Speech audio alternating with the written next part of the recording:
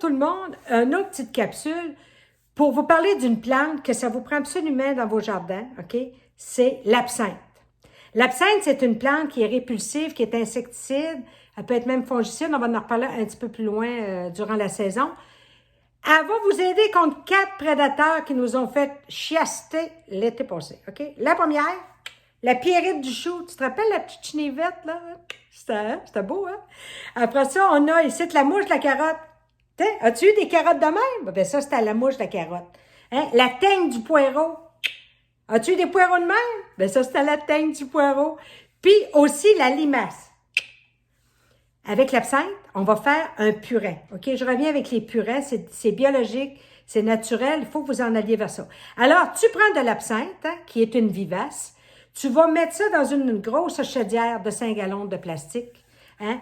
On peut faire des purins dans du bois, du plastique, mais pas du fer, pas un contenant en fer, parce que ça va faire de l'oxydation. Alors, tu mets un 2/3 d'absinthe.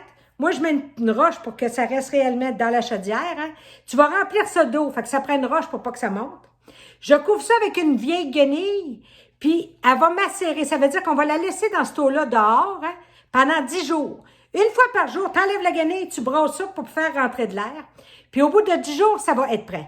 Mais pas les cotons au bout de 10 jours dans ton bac à compost parce que ça l'arrête le compostage. Donc, on va couler ça après 10 jours. Tu vas prendre ce bouillon-là qui sent réellement le taouin, disons-les.